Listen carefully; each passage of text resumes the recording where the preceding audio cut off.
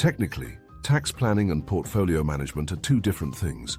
However, the truth is, they belong together like a horse and carriage, and they have to pull in the same direction.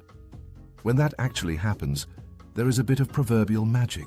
And when they do not align, it is a lame duck plan, and it won't fly. It is hampered by the fact there is a deferred tax burden, and it keeps compounding and growing. It's an ugly duckling, and it won't become a beautiful swan. Unless the swan is black, but that's a different story altogether. Let's take Mr. Ken Foxford, for example. Let's put this fictional financial character into realistic scenarios of retiring in Canada and see what happens. Ready? Get set. Go. Our character here is 61. Ken is retired and currently receiving $9,600 a year in CPP. He also has $125,000 in his tax-free savings account. Non-registered account has $500,000. And finally, there is another animal in the room, an elephant-sized RRSP of $1.1 million. Ken is officially a registered millionaire, yet his cash flow planning is very tricky. Let me demonstrate. RRSP is fully invested and earns a return of about $5,500 a month. Ken would like that number to keep increasing to compensate for stubbornly high inflation. Adjusting for inflation is a diligent thing to do, as plus-sized registered plans normally take a couple of decades to decumulate. Knowing that, Ken is concerned about the high amount of total taxes that have to be paid, withdrawing money from the plan until its wind-up. So he decides to put together an RSP meltdown strategy. The idea is to reduce tax liability so that more money could go to himself, his wife, kids, and eventually grandkids. Ken invests primarily in dividend stocks, ETFs, and low-cost income funds and structured notes, and expects to earn 6% per year in income stream from stable monthly distributions. The goal is to add 2% growth and have a total return of 8% per year.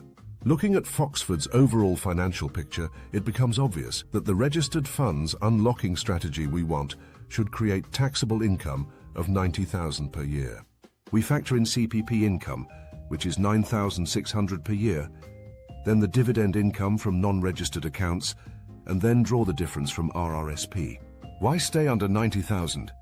Well, once you begin receiving the old age security, there is a clawback threshold. Once you cross it, you lose 15 cents for every extra dollar of income. And that is a 15% tax on a government benefit everyone wants to avoid. As we can see, Ken is in no real danger of running out of money in retirement. His accounts actually keep growing over time. A rational choice here would be to get more proactive and take control here. The problem is, most people are being predictably irrational and do things by default. So how do you tweak this scenario and put a more opportunistic strategy in place? How can we be more efficient here? We have grossed up dividend income coming from non-registered portfolio here. Instead of targeting high dividends in non-registered accounts, investors should pick investments with lower or no dividends, but still have the same expected total return and cash flow. Let's say that we create a portfolio that has a 2% dividend and delivers 6% in capital gains or return of capital. We still have that same 8% total return, but now we created additional space for unlocking registered money every year. $500,000 Ken has in his non-registered account, with 2% yield adds only $10,000 to taxable income. Now you can withdraw about $70,000 per year from the registered plan. Compared to the high dividend yield scenario, there is much less money waiting to be cut in half trapped inside the plan. Let's look at the numbers. In the first scenario, we look at net estate of $3.57 million. In the second scenario, where we just made a slight adjustment, we are looking at Foxford household net worth of $3.73 million. Keeping that extra $160,000 took a simple adjustment. You don't need to overhaul the entire portfolio. Instead, you just move your dividend aristocrats to different accounts. In our case, it is either RRSP or TFSA. There are a few differences and considerations here, like withholding taxes, but we shall ignore these, at least for now. The idea here is to keep taxable income as low as legally possible and optimize cash flowing from registered accounts. Take control. Legal tax minimization methods are well known, you just have to apply them. Let's illustrate how it helps to pay bills, cut taxes as you go, and let your family keep way more money at the plan's end. In a nutshell, always make sure that your investment strategy is in line with your withdrawal strategy.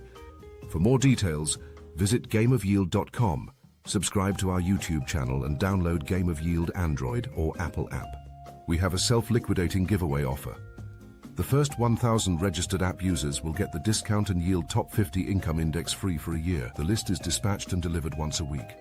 All subscribers also get access to Club Dividend Detective Canada LinkedIn group videos as part of the bonus.